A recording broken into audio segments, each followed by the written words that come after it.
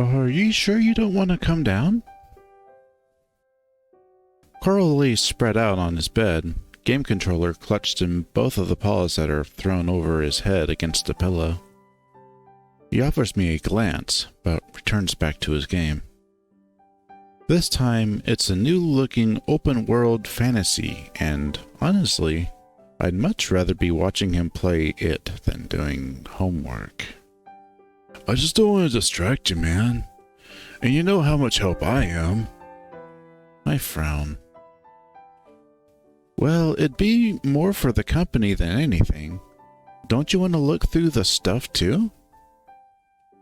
Carl screws up his muzzle as if contemplating. I've seen most of it, dude. I wrapped up half the stuff in there. Well, all right. I pause, but he doesn't say anything. It's clear he's not interested, so I have no reason to nag him. Still, it sort of hurts my feelings. As I make my way into the basement alone, I realize another reason why I would have appreciated Carl's company. The house is as creepy as fuck. I've always been a bit of a pussy when it comes to scary things. I mean, once after I'd seen a scary movie about possession, I've been afraid to go to sleep for weeks, mainly because my nightmares can seem so real. It took almost a month for me to manage it without the lights on, and I was 18 at the time. And now I mentally kick myself for remembering that movie while I'm down in Carl's creepy basement. Alone. Once I get to the crawl space, I do an awkward half-run to the flood lamp that probably would have made Carl laugh his ass off. The crawl space is really fucking creepy. I imagine Carl sleepwalking down here, which I'm pretty sure is what happened last night, then waking up alone in the dark. I can understand why he was so freaked out. The sight of the plastic tarp at the bottom of the steps brings back memories of the tarantula as well. Shit. Now I have good reason not to go down there at all. I still don't know if what I saw was real, or was some kind of hypnagogic hallucination that my mind always seems so keen to throw at me. I scan the tarp. Its white and clean surface free of any insects, as far as I can tell. I shudder again before making my way slowly down the steps, eyes still darting around. Come on, you idiot! This is ridiculous! When I was younger, I used to have a problem where I'd wake up in the middle of the night and see spiders crawling up my walls. I'd scream, and one of my parents would come running in to tell me nothing was there. My dad talked to a psychologist friend who told him it was normal, so we didn't do anything about it. Over time, the hallucinations stopped. They didn't come back until I took the night shift near my university's campus. After that, I started to get sleep paralysis and, about half the time, spiders are involved. My feet crunch their way across the tarp, back towards the tubs that I know are marked history. I stare at them for a second, remembering that 2 days ago the tubs had been turned to have their sides facing the entrance to the crawlspace. I clearly remember seeing them that way over Carl's shoulder, right before I saw the tarantula. Now they're turned so that their ends are pointing to the front. I frown, but the prickling feeling on my neck doesn't feel good, especially with me being alone down here.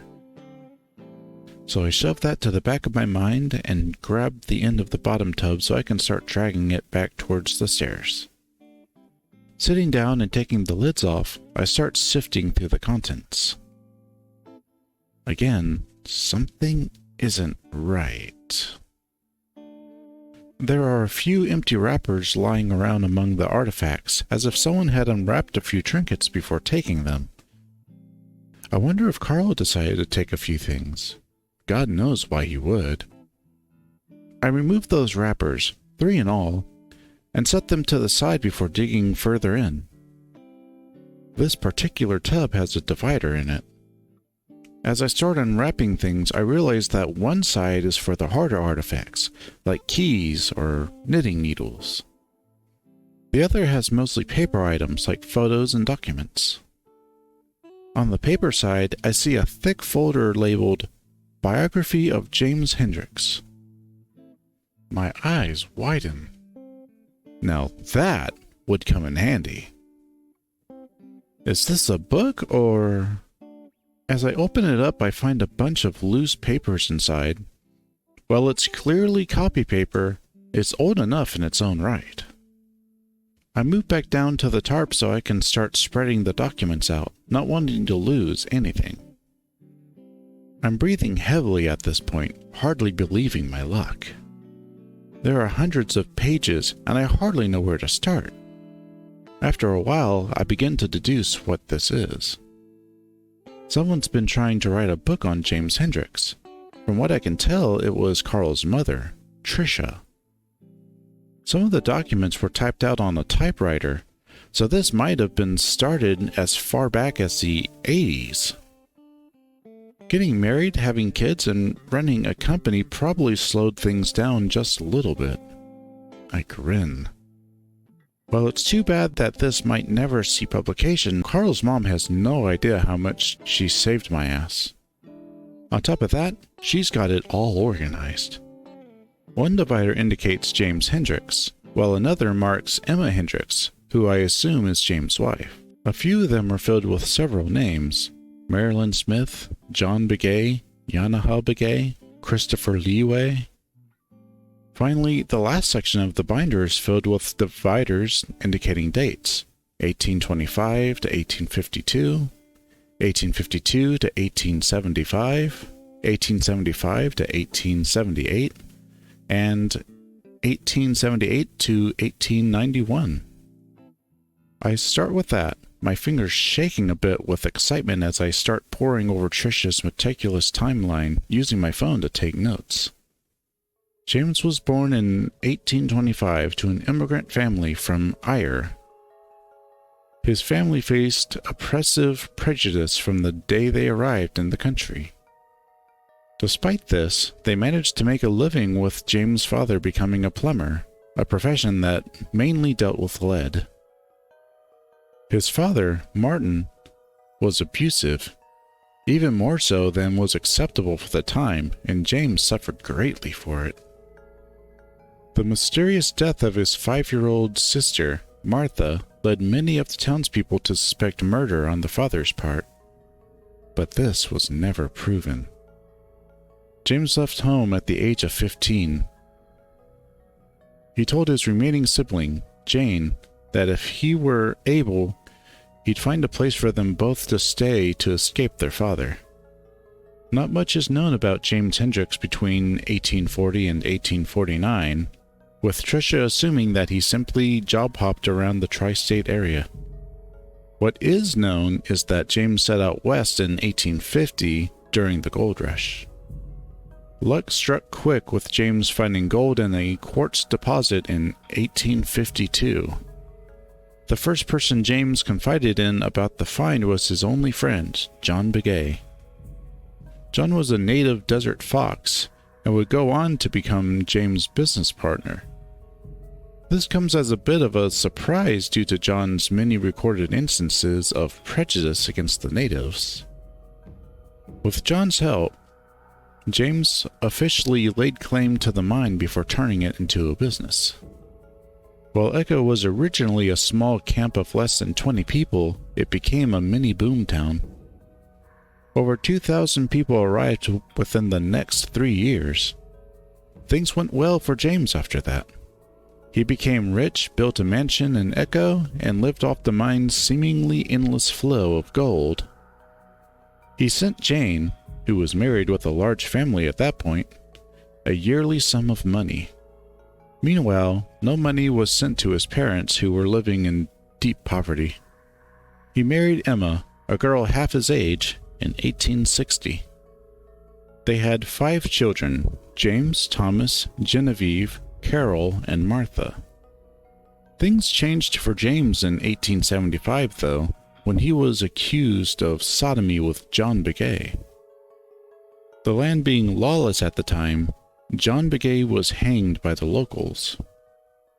James was never convicted of the crime, likely because of his strong influence in the town.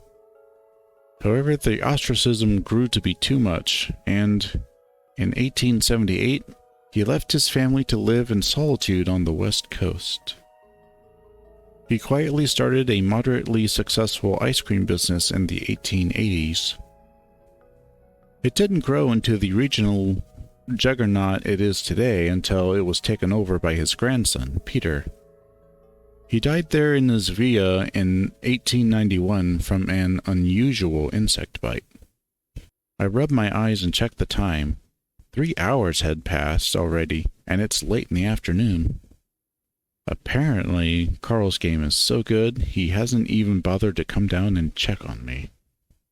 I sigh and gather up a few of the items. A pocket watch, what looks like a nugget of gold, and what I think is a stamp with a crest on it. I'll need to take the pictures outside, considering how dim it is down here. I lay the items down on the adobe sidewalk that leads up to Carl's house. Deciding that will make a suitable background, I start taking pictures. Hours after the discovery of the binder, I'm still relieved. I was really starting to worry with how little time I had left, but Trish's research had saved me hours of time. In fact, she'd pretty much laid everything out for me. I nearly jump out of my skin and spin around, still clutching my camera. Behind me, I can see the window still rattling from the force of whatever had knocked on it. It's a basement window, and a basement well. Though I can't see anything through it, it's too dark. I stare for a while, frowning. What the fuck was Carl doing? Did he go back downstairs and somehow see me through the window and decide to scare me? I slowly gather the artifacts back up and place them in my bag, keeping an eye on the window as I do. If he wanted to pull that shit, then I could play at that game too. The only problem is that Carl isn't in the basement. From what I can gather, it was the window next to the crawlspace that was hit. Looking out, I can see the spot where I must have been standing. The chills return, and I shiver as I move back to the crawlspace. It had to have been Carl, though I don't get why he wouldn't have stayed down here until I came back.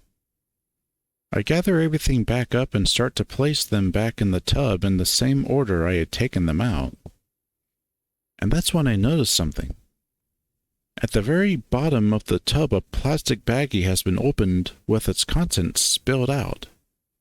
I set down the binder which I had been about to put away and reach in, shifting through the spilled papers. They're newspaper clippings from the town of Peyton. They're incredibly old, and I can't imagine this is the best way to preserve them. Either way, the fashion in which they're carelessly spread out across the bottom of the tub makes me wince. I don't remember leaving it this way, and it makes me feel sick that I could have damaged any of it. Slowly, I push all of the clippings back into the baggie, making sure to seal it tight after I do. From what I can see, nothing's been visibly damaged. I sigh before putting everything back in the tub and shutting it with the lid, making sure it's sealed tight. It's a shame that it's been so difficult for Carl's family to set up the museum. From the looks of it, some of this stuff isn't going to last much longer without proper preservation. Finally, I drag the tubs back and subconsciously take note of exactly how I left them before heading back upstairs. When I get upstairs, though, Carl's asleep. His controller is still above his head, clutched in his paws, as if he'd fallen asleep the moment I'd left. On the screen, his character is immobile, standing in the middle of some hut. A single NPC stands in front of him, walking back and forth. Every now and then it stops in front of him, exclaiming, "What are you doing in my hut?" I reach out and place a paw on his shoulder, and he immediately opens his eyes, snorting loudly. He sits up and rubs at his face, snorting again as he breathes deeply in. "Did you go downstairs?" What happened?" It's almost funny how utterly confused he looks. If he's acting, he's doing a damn good job of it. "I heard some noises downstairs. I thought it was you." "No, I don't think so." Things were moved around, too. He takes in a deep breath before blowing it out. "I told you, man. This place is haunted. I wasn't joking." We both look at each other for a moment. Finally, Carl breaks the awkward silence. "So how'd it go, aside from the ghosts?" "It went alright. Just 3 hours and a bunch of research." He looks at me blearily. "Oh shit, seriously? I was gonna come down after a while, I just..." "Fell asleep?" "Yeah. Anyway, we were supposed to go out today." "Really?" "Yeah, remember? You said so a few days ago." Carl looks around. "Well, what you want to do?" "I think... Don't you have an interview tomorrow?" "Don't remind me." Carl picks up his controller again, and I frown. "Well, I was thinking we could go out and maybe give you a new look." Carl frowns, clicking away at the controller. "Like what?" "Well, your clothes, for one. Do you have any dress clothes?" You don't? Seriously? Have you ever had an interview before?" "Well, yeah. It's just that I've, grown out of them." "Uh-huh. Well, we'll definitely need to get you some of those." I look at his beard thoughtfully. "Maybe we should give you a more clean-cut look." Carl doesn't say anything and instead goes on frowning. I put a paw down on his controller, forcing him to pause. "Come on, it could be fun. You can't stay in this house, in this room, forever." He finally does look at me then, his expression kinda sad. "What's wrong?" Carl looks away, then stands up slowly, his joints popping. "Nothing. If it makes you happy, then why not?" "Great! Just so you know, I'd rather just play some video games with you." It's tempting. Just watching Carl play is a lot of fun, what with his style and commentary, but this is more important. I really want to help him out. Maybe later tonight. Let's get this done first. "So apparently your great-great-great-great-grandfather was accused of sodomy." "What?" Carl looks up from his phone, his muzzle wrinkling. "Yep, with John Begay, who I'm almost positive is related to Jenna, but I'll have to ask her." "Are you serious? How'd you find that out?" He pauses. "And maybe don't ask Jenna about that." "From what I can tell, your mom's trying to write a book." Carl strokes his beard. "Oh yeah, she is, isn't she? Well, was, more like. I don't think she's worked on it in years. From the looks of it, she started it in college." "Damn. Well, I do remember her saying it stressed her out a lot, and that something happened to make her stop." Carl seems to be thinking. "Actually, I think I remember her talking to my dad about how those old things freaked her out or something." He shrugs. "But we've always said the house is haunted." Carl's phone starts buzzing. "And speaking of Jenna, she's calling me." Carl looks a bit perturbed, but he puts on a cheery voice as he answers it. "Yo, whale ears!" Ah, that old name. As he listens to her response, I see a smile slowly slide off his face.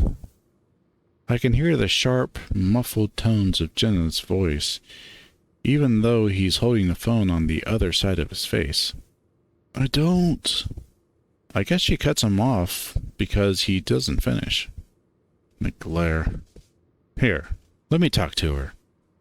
The way Jenna acted yesterday, which isn't like her at all, is giving me a pretty good idea of what she's going off about right now. Carl doesn't give me the phone, though, instead just staring out the windshield as we continue on the highway. Finally, he lowers the phone from his ear, then stares at the screen for a while. She hang up? Yeah. Said something about how Leo's depressed now, and how us hanging out by ourselves isn't helping things. I roll my eyes. You know what? Fuck Jenna. She's been on one since Leo's day didn't go the way he wanted it to. For some reason, she just wants to blame you. Yeah. Carl looks out his window, so I can't really gauge the mood he's in. Listen, let's get something to eat first. I'll buy. No, my parents are rich. I'll pay. I can't exactly argue with that, so I don't. I also don't feel like I can leave it at that, so hesitantly I reach out with a paw and place it on Carl's shoulder. Seriously, let's have fun today, okay? Forget Jenna. He looks over at me and gives me a sad smile. I'm fine, Chase. I just want to get this over with so we can go back and play some games. I sigh. Is that all you think about these days? Hey, lots of people play games for a living. Name one. Rob Lowe. That's a sport. Still a game. I grin as I hear that jokey playfulness back in his voice, glad I'm able to take his mind off Jenna for a moment. Well, at least that keeps him active. Playing games all day will get you... unhealthy. Fat? If you didn't notice, I'm already there. You're not that bad. I swear, you're mostly muscle. Then I guess I've got nothing to worry about. But you should get out more. Why? I've got entire worlds in my game. I don't know. What about girls? They're in games too. Well, you can't exactly touch a boob with your actual paws in a game. I don't know. I swear they've got those in anime land. You know what I mean. Already done it. Not that great. You queer or something? I say it with a southern accent. Let's just say I don't label my sexuality. I let that sit for a second. That's a pretty queer thing to say. Guess I'm a pretty queer dude then. Is that so? Besides, until I'm able to see my hooves again, I don't think any girls are gonna be after me. Well, that's what we're doing right now. Trying to give you a new look. A fresh start. It'll boost your confidence and your appeal. You'll have girls and boys after you. Again, Carl doesn't act very enthused about that. I tell myself it's only because he has to go out. Once we get out there, I'm sure he'll cheer up. I swear, every store in the Peyton Mall is dark and covered in neon. Carl stands there awkwardly, looking around as if unsure what to do. So what kind of look do you want to go for? Carl looks at me like I'm crazy. Seriously, dude? I have no idea. You brought me here. Just work with this for the next hour, and I promise we can go to the game store next. Carl makes a big show of sighing, but I assume the twitch in his ears indicates he'd like that a lot. Well, it's just dress clothes, so it shouldn't be that big a deal. Carl's getting all insecure the way he did during the surprise birthday party. It's kind of cute. Carl? Chase? The voice comes from behind me and Carl smiles over my shoulder before I turn around. Raven? The black and white two-tone husky is just a few feet behind me, grinning. How long has it been? Too long, man. What are you doing here? Family moved back after Dad got fired. Now I work here. I could ask the same about you, Chase. Oh, just spring break right now. You work in a clothing store now? Raven laughs. No, I'm a store down. I work at Game Central. Carl perks up at that. So you're still in school, huh? But it's great to see you. Raven's accent is only slightly detectable now, the only noticeably foreign thing about him being his name. So what are you guys doing here? Getting clothes? Yeah, for Carl actually. He has an interview tomorrow. For some reason, Carl ducks his head at that, and through his ears I can see him blush deeply.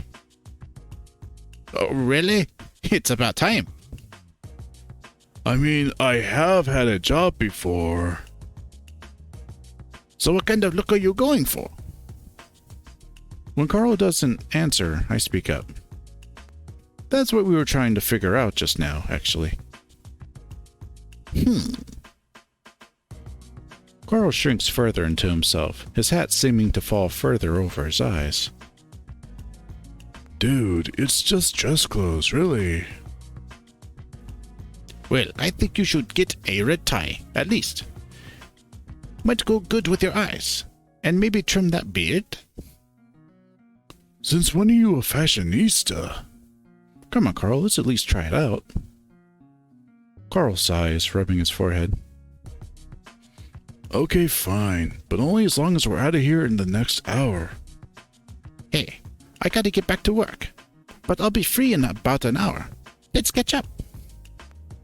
I wave at Raven, then turn to Carl. Well, that was nice. Didn't think I'd ever see him again. Me neither, actually. We'll have to hang out with him more.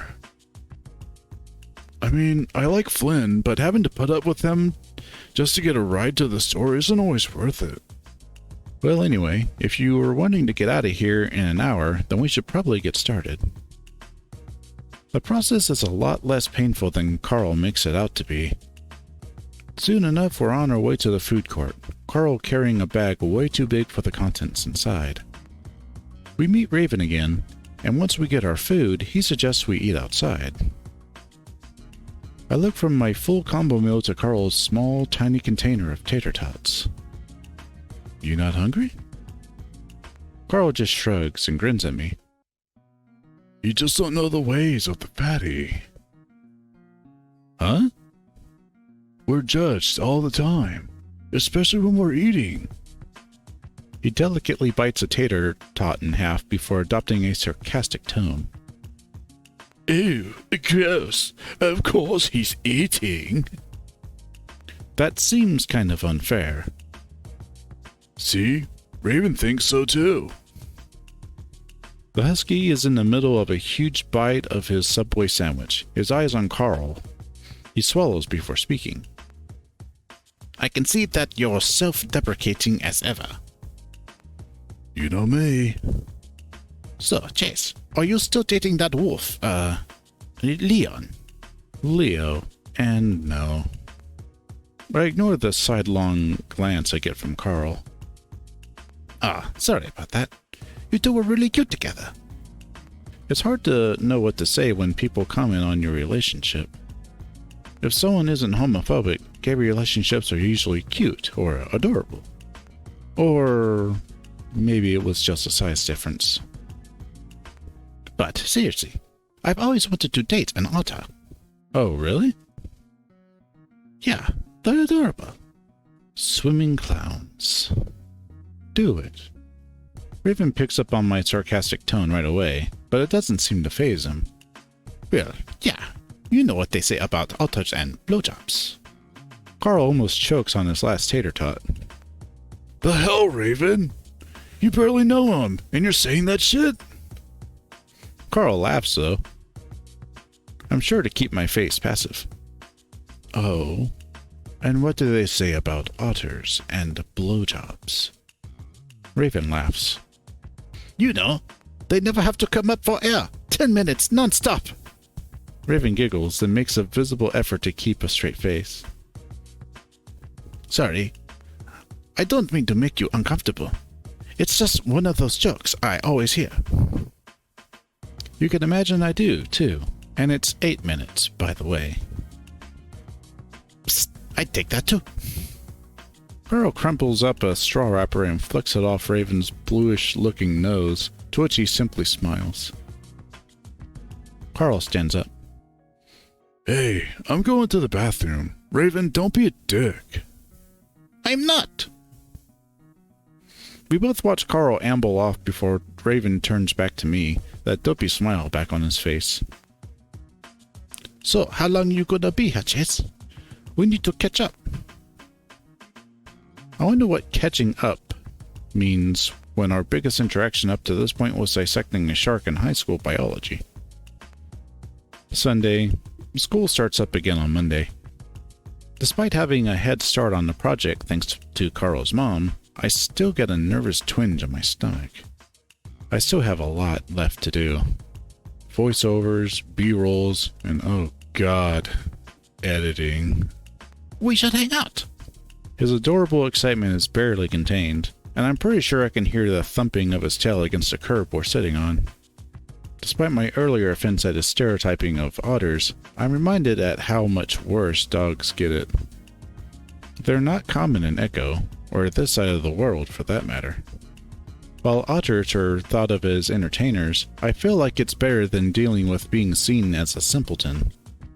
So the main reason I'm here is to do a news segment on Echo, for class. Oh? Is it going to be on TV? I laugh. No. I mean, maybe I could get it into rotation on the college TV station, but otherwise no. Well, that's still pretty cool. But my point is that it's kinda boring. What, is it just a bunch of writing, or? Mostly going through old stuff. Carl's family saved a bunch of artifacts from the old days. Whoa, so you're like actually touching the old stuff? Yeah. That's kind of a weird way to put it, but yeah. That sounds awesome! His outgoing nature is kind of infectious. I smile. Well, if you're really interested, I wouldn't mind having some help. That's great! I have the next 2 days off. Cool. We'll ask Carl when he gets back. It takes a while for the ram to return, but when he does, he seems a bit reluctant to agree to the idea, which kinda surprises me. But eventually we convince him, and we make plans for Raven to come over the next day. As we're heading back to our car, I nudge Carl, forcing him to a slight stumble. What's up? What do you mean? I try to keep my tone light. You seem a bit down. Actually, you have all day. Carl shrugs. I nudge him again, and he giggles. Oh no. This is kind of awkward coming out here and having you two just examine me like that. Oh yeah? Yeah, dude. It just feels kind of weird is all. I stay silent for a moment, wondering if I'd made the right decision in doing all this. Well, I'm just trying to help you out, you know? I know, bro. It's cool. Seriously, I've been thinking. Oh no. Your main problem is worrying about going out in public, like social anxiety. Whoa, now you're sounding like Jenna. We get to my car, and he smiles at me over the roof while I unlock the doors.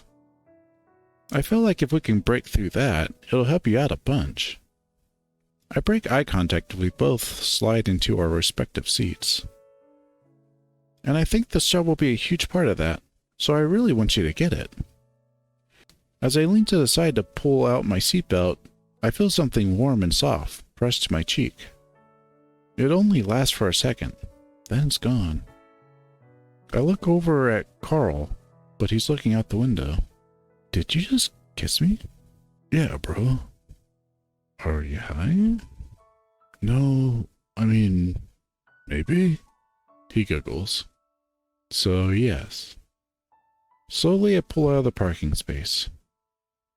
If he hadn't made a move on me last night, I might have been a little more shocked.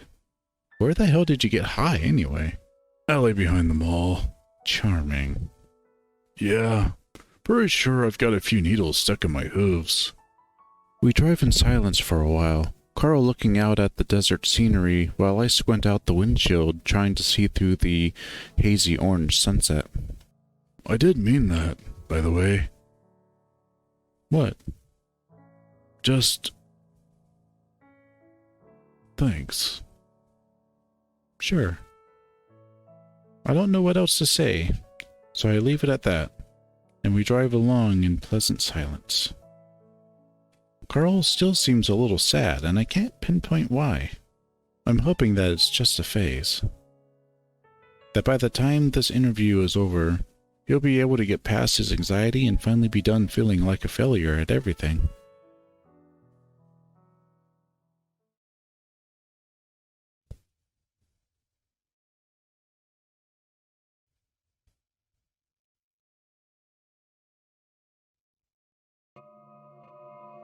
I wake up to the feeling of a familiar, numbing heaviness in my body.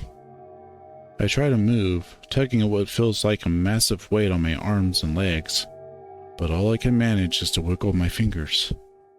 It feels like someone's pressing down on my chest, trying to suffocate me.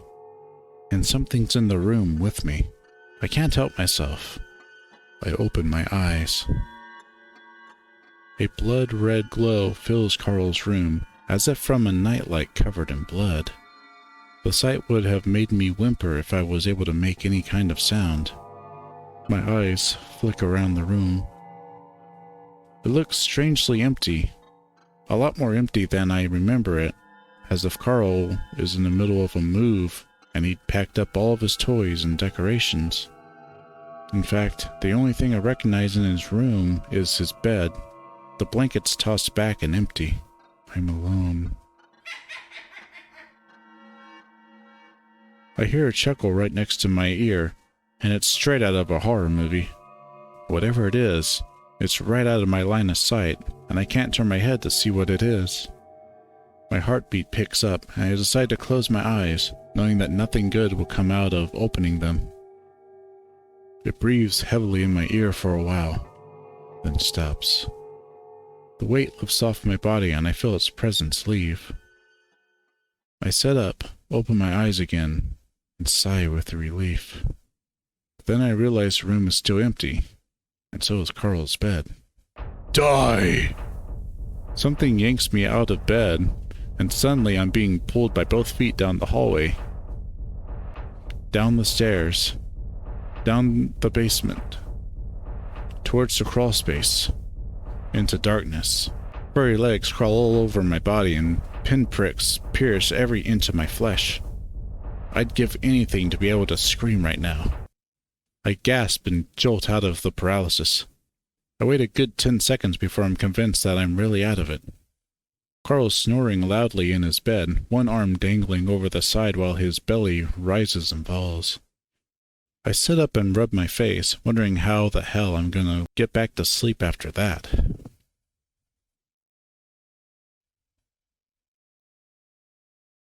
Friday.